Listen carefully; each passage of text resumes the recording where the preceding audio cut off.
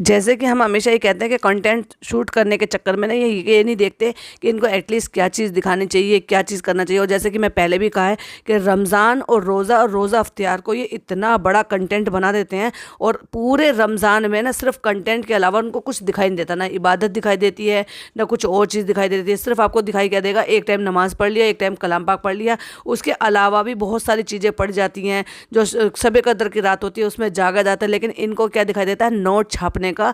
ये एक तरीके से पूरा कंटेंट है। ये महीना है, जितना हो सके उस महीने में पूरे नोट बना लो। Hi friends, welcome back to my channel. Channel में न्यू है तो चैनल को सब्सक्राइब कर लें और साथ ही साथ बेल आइकन प्रेस कर लें, जिससे कि मेरी आने वाली वीडियो की नोटिफिकेशंस आपको पहले ही मिल जाए। और जैसे कि हमने पिछले पॉडकास्ट में बताया था कि एक अलग से कोई रूम बनाने की ज़रूरत नहीं होती है। मेरे बहुत सारे सब्सक्राइबर ऐसे हैं जो नॉन मुस्लिम हैं, तो वो इन सारी चीज़ों को इन्फ्लुएंस होकर पूछते हैं, कि मुझसे सवाल पूछते हैं क्या इस तरह से होता है क्या। ऐसा नहीं होता, हर किसी के घर में उतनी जगह नहीं होती है कि सेपरेट रूम बनाया जाए। और जैसे कि आपने देखा, इनकी अम्मी के घर में भी कोई सेपरेट रूम नहीं है, लेकिन 4 लोग बड़े आराम से वहाँ पर नमाज अदा कर रहे थे ना, इबादत कर रहे थे ना, तो क्या ज़रूरत है अलग से रूम बनाना, और सिर्फ पर्टिकुलरली उस रूम को बना के उसका नाम देना और उसको फिर इस्तेमाल भी नहीं करना। भाभी को आपने कितनी बार देखा है, इनकी भाभी को, जो रूम इन्होंने पिछली बार रेनोवेट कराया था अपना मकान 2-3 साल पहले, और फिर अब से रेनोवेट कराया, उसमें भी नमाज रूम बनाया। उस नमाज रूम को सही तरीके से इस्तेमाल होते हुए आप लोगों ने कितनी बार देखा है, प्लीज़ मुझे कमेंट कर ज़रूर बताइएगा।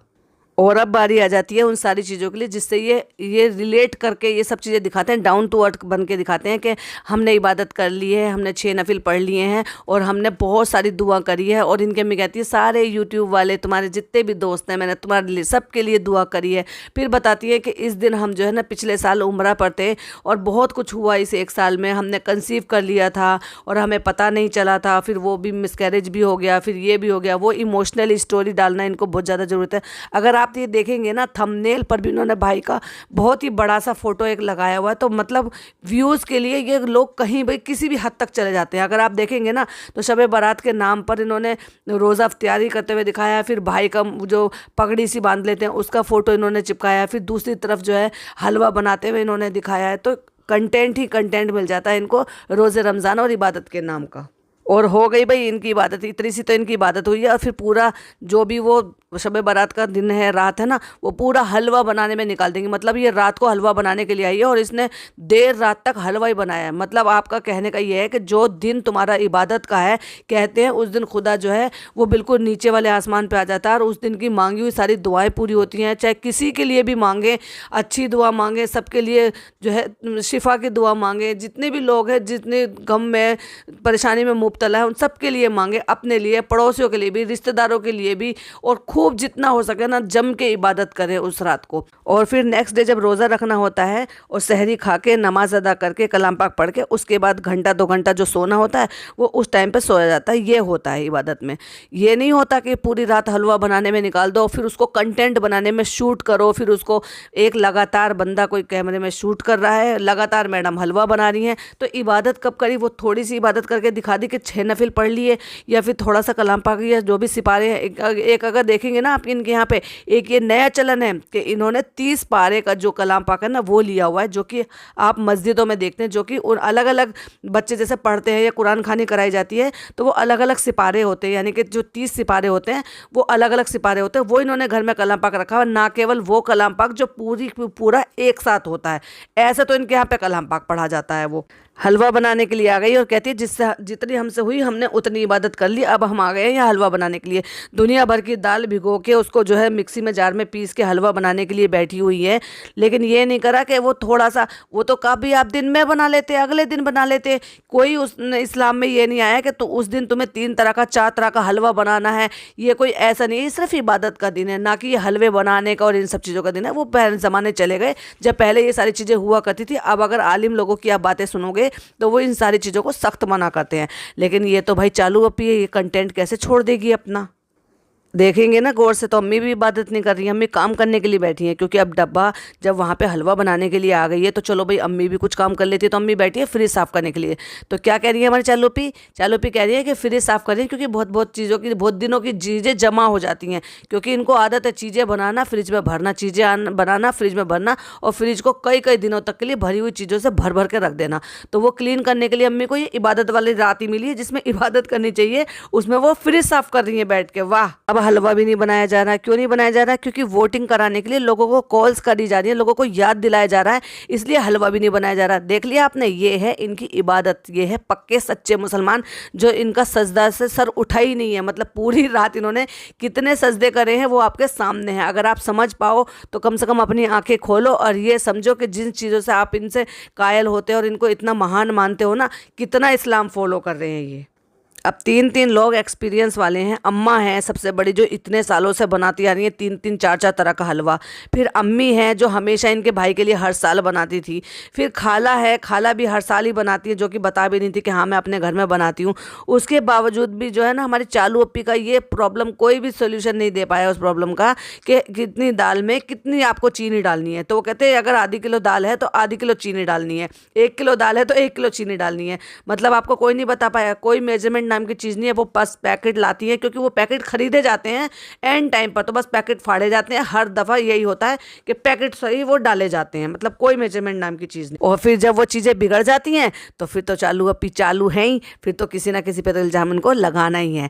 और जैसे किस पे लगा दिया है, चलिए आगे सुनिए।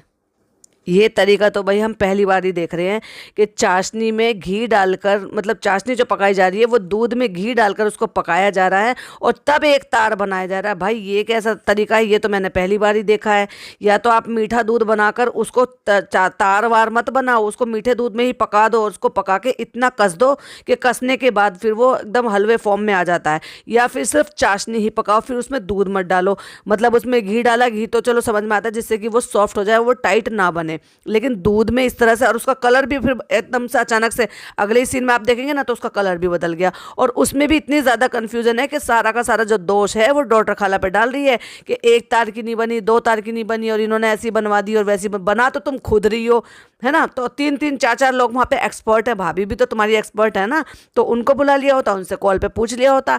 या एक ही फ्लोर तो ऊपर रहती है ना, चली गई होती पूछने के लिए, या उनको बुला लिया होता कि भाभी ये मुझसे नहीं बन रहा, मैं यहाँ पे अटक गई हूँ। लेकिन ये लोग ना सिर्फ कहने के लिए साथ साथ होते हैं, लेकिन एक्चुअल में ये साथ साथ नहीं होते हैं। चाशनी में जब पिसी हुई दाल डालने की बारी आती है तो कहती है 2 लोगों को करना पड़ता है। अरे बहन, एक बार कैमरे को रख दिया होता ना तो एक ही बंदा कर लेता आराम से, ना हो किसी के घर में 2 लोग तो भाई वो पड़ोसियों को बुला के लेकर आए, आओ मैं शूट कर रही हूँ और आप इसमें दाल डाल लो।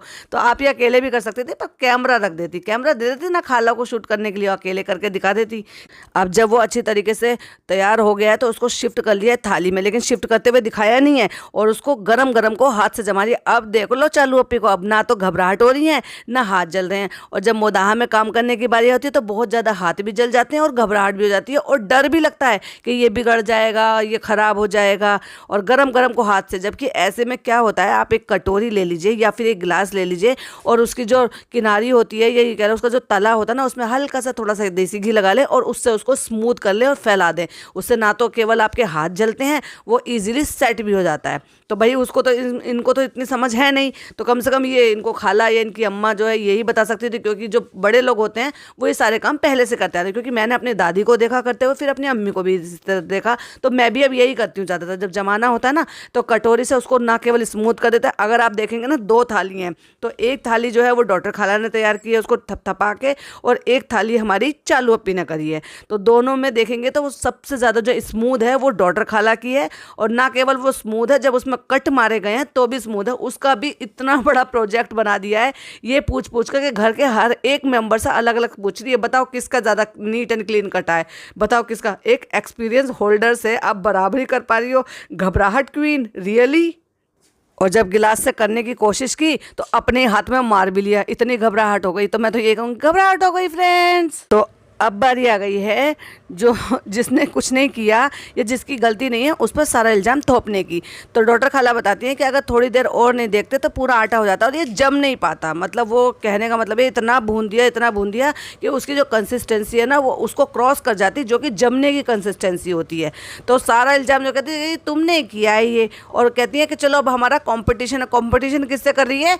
एक्सपीरियंस वाली से कॉम्पिटिशन कर रही है। उन्होंने तो फटाफट 2-3 लेयर सारी कट भी दी और वो एक ही लेयर को धीरे धीरे से करके काट रही है। वाह, कट गए पीसेस। और फिर अब बारी आ गई है लोगों से रिव्यूज़ लेने की। तो सब ने डॉक्टर खाला का कह दिया। बेचारी डॉक्टर खाला को लगा बुरा, क्योंकि उनको ये लगा कि भाई मैं इसके खिलाफ कैसे बोल सकती हूँ, तो कह रही नहीं दोनों का अच्छा लग रहा है। मतलब हद है भाई, आप ये देख रहे हो कि किसका अच्छा है किसका बुरा है, बाकी सारे लोग आपका अच्छा बता रहे हैं, फिर भी आप ये कह रहे हो कि नहीं दोनों का अच्छा है सिर्फ इस बात के लिए।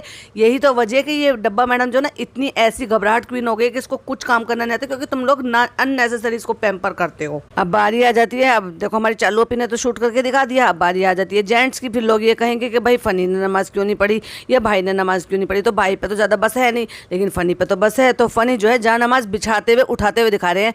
मुझे कोई एक बंदा ये दिखा दो कि कोई अगर मस्जिद में नमाज़ पढ़ने जा रहा है, कौन बंदा वहाँ पे कैमरा लेके जा रहा है और अपने आप को शूट कर रहा है नमाज पढ़ते हुए। क्या आप लोग करते हो? जितने लोग भी इनको फेवर करते हैं, कोई सवाल इनसे क्यों नहीं उठाता कि ऐसी चीज़ें भी आपको शूट करने की पड़ी रहती है उस टाइम पर भी। मतलब डेली व्लॉगर हो तो कुछ भी शूट करोगे कंटेंट के नाम पे, इबादत को तो कम से कम बख्श दो ना, कि जानमाज बिछाते हुए उठाते हुए सलाम फेरते हुए हर चीज़ इनको शूट करनी है। इबादत जो होती है ना वो बंदे के और खुदा के बीच में होती है, उसमें तीसरे बंदे का और कैमरे का क्या ही मतलब है। मतलब तुम इबादत कर रहे हो तो तुम अपने सब्सक्राइबर के लिए कर रहे हो या खुदा के लिए कर रहे हो, बस एक चीज़ का जवाब दे दो। तो इबादत माशाल्लाह हमने कर ली है जितनी हमसे बन पड़ी थी। ये शब्द है हमारी चालू अपी के, और हिजाब बांध कर आ गई है, मतलब ऐसे एहराम बांध के आ गई जैसे नमाज के लिए बांधते हैं। और फिर वो दिखाते हैं एक पैकिंग दिखाते हैं जिसमें बाहर से खाना आया है सहरी में। देख लो इनको, मतलब हलवा बनाने का टाइम है लेकिन सहरी में कुछ खाने के लिए घर में बनाने का प्रिपरेशन करने का टाइम नहीं है, बाहर से आया है खाना।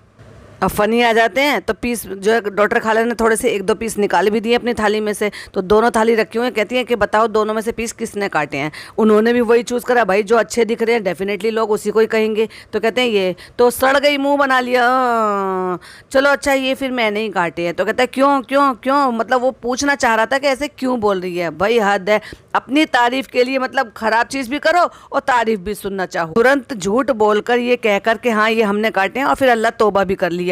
तुम्हें ये नहीं पता इबादत के दिन है, इबादत का रात है, ये मतलब इबादत करनी चाहिए, अपने गुनाहों की माफ़ी मांगनी चाहिए। और फटाक से झूठ बोल के गुनाह कमा लिया। वो 1:30 बजे सो के उठी है, आंखें सूज दी और कह रही है कि हम जो है उठ चुके हैं और आज जो है जो भैया का फिनाले आने वाला है उसके लिए कुछ लोग आने वाले हैं जो घर पे शूट करेंगे। यानी कि वो दिखाते हैं ना फैमिली मेम्बर का जो वीटी में दिखाते हैं, तो वो शूट करने आने वाले हैं। तो कहती मुझे बहुत ज़्यादा घबराहट हो रही है, मैं चाहे अपने कैमरे में कितना मर्जी शूट कर लूँ, लेकिन जब कोई बाहर से मुझे शूट करता है ना या मेरी शूटिंग के लिए बाहर से कोई आता है तो फिर मुझे बहुत ज़्यादा घबराहट हो जाती। और व्लॉगिंग से पहले जो इंस्टाग्राम के लिए जो शूट करती थी, शूटिंग कराती थी, कोलैब करती थी, दूसरों से शूट कराती थी, उसमें घबराहट नहीं होती थी। और हाँ, एक पिक्चर शेयर कर रही हूँ, जरा प्लीज़ स्क्रीन की तरफ जरूर देखिएगा कि ये पिक्चर देखकर घबराहट नहीं हो रही है। OMG, ऐसे घबराहट नहीं होती है। ये है हमारी चालू अपी, और ये कह लो ऐसी थी हमारी चालू अपी जो अब बहुत ही ज़्यादा सीधी हो गई हैं और हिजाबी हो गई हैं। और हिजाब किस तरह से कैरी कर रही हैं ये तो मुझे बताने की ज़रूरत है ही नहीं। आप घर में 4 लेडी हैं, ठीक है, इनके पास हेल्पर भी है, उसके बावजूद भी इफ्तार में जो पकोड़े या नाश्ता जो भी कुछ बन के आया है इफ्तियारी, वो सारी की सारी वहाँ से बनकर आई है जो इनके रेस्टोरेंट के शेफ़ हैं। तो वो कह रहे हैं कि कितनी अच्छी बनी है, तुमसे तो ये उम्मीद नहीं कर सकती। मतलब फ़नी इस बात को लिए कह रहा है कि ये तुम इतने अच्छे नहीं बना सकते थे और इतने फास्ट नहीं बना सकते थे जितने फास्ट हमने उनको बताया और उन्होंने बनाकर भेज दिया है। तो भाई अब ऐसे ही होगा, रमज़ान आने वाले हैं तो इनके पास तो शेफ़ हैं, फिर रेस्टोरेंट ओपन हो या ना हो, लेकिन इनके घर का रेस्टोरेंट इनकी वजह से तो वो डेफिनेटली चालू हो ही जाएगा रमज़ानों में। अम्मी 2 दिन पहले से रोज़े रख रही हैं और खुद ने 1 दिन का रखा है, और उनसे ये पूछ रही है, ये कोई पूछने वाली बात है, अम्मी रोज़ा लग तो नहीं रहा था? तो अम्मी ने भी फट से कह दिया हाँ लग रहा था। ऐसे नहीं बोलना चाहिए, उससे रोज़ा मुकरू हो जाता है। जिनको नहीं पता रोज़ा मुकरू क्या कहते हैं, तो हम ये कहते हैं कि उस रोज़े का सवाब कम मिलता है। यानी कि तुम अल्लाह के लिए इबादत कर रहे हो तो पूरी तरह से डेडिकेट होकर करो, तो उसमें तुम्हारी डेडिकेशन में खलल पड़ जाती है अगर आप इस तरह से बोल देते हो कि हाँ रोज़ा लग रहा है। ऐसा बोलना भी नहीं चाहिए। रोज़े रख रही है, इबादत ढंग से कर नहीं रही है, रोज़ा भी पता नहीं कैसे रखा है कि लोगों से ये पूछ रही है लग रहा है कि नहीं लग रहा है। ऊपर से बस प्रैंक की कसर रह गई थी जो प्रैंक करके वो दिखा दिया। अम्मी से कहती है कि अम्मी हाँ हम ना आपको ना डांस करना पड़ेगा, ये कहा है उन्होंने चैनल वालों ने कि अगर जो भी कंटेस्टेंट है ना उनकी अम्मी पापा भी, यानी कि उनके जो मम्मी है ना वो उनको भी उनको डांस करना पड़ेगा। तो अम्मी कह रही है नहीं हम नहीं करेंगे, मतलब ये प्रैंक कर रही है। ये तो देखो रोज़े, अभी तो तुमने रोज़े खोले हैं और अभी तुम जो है ना ये प्रैंक करने के लिए बैठी हो, बजाय इसके कि तुम्हें तो सारी चीज़ें और इबादत करना चाहिए। नाच गाना इस्लाम में आया है क्या? बिल्कुल भी नहीं आया। और ना केवल तुमने सारा डेडिकेट कर दिया है नाच गाने को, तुमने तो ये जो एक जो इबादत की रात थी ना उसका भी मजाक बना कर रख दी। और फिर एक बात बताइए, अम्मी को क्या परेशानी है? अम्मी को तो डांस करना आता है भाई। अम्मी का डांस किसने नहीं देखा? अगर नहीं देखा तो इनके जो भाई की जो इन्होंने शादी की वीडियो एल्बम पूरी अपलोड की हुई है अपने चैनल पर, वहाँ बड़े आराम से देख लीजिएगा कितना ठुमक ठुमक के अम्मी डांस कर रही हैं। फिर ये क्यों भूल गए कि अपनी ही फरिश्ता बहू के साथ जब ये डब्बा की वो मेहंदी और संगीत हो रहा था, कितना अम्मी नाची हैं और कितना अपने बेटे की बारात में नाची हैं, कितना डब्बा नाची हैं। तो भाई इतना डांस आता ही है तो फिर तो घबराने की जरूरत ही क्या है? लगा दो दो चार ठुमके दोनों माँ बेटी भाई के साथ में मिलके और सुपर डुपर हिट हो जाएगा। फिर चाहे वो प्रैंक हो चाहे फिर वो असलियत हो। तो भाई ये था हमारा एक रिएक्शन। वीडियो कैसी लगी कमेंट में ज़रूर बताइएगा, और कोई भी पॉइंट अगर मुझसे चूक गए हैं तो प्लीज़ मुझे वो कमेंट में ज़रूर बताइएगा, क्योंकि जब इस तरह से मैं कोई पॉइंट छोड़ देती हूँ और मेरे सब्सक्राइबर मुझे नोट डाउन करके बताते हैं तो मुझे बहुत ही ज़्यादा अच्छा लगता है और लगता है कि आपने बहुत ही ज़्यादा ध्यान से सुना है। चलिए, तो वीडियो पसंद आए तो लाइक शेयर कीजिएगा, चैनल पर पहली बार आए तो सब्सक्राइब कीजिएगा। मैं मिलती हूँ आपसे नेक्स्ट वीडियो में। टिल देन बाय बाय, अल्लाह हाफिज़, टेक केयर।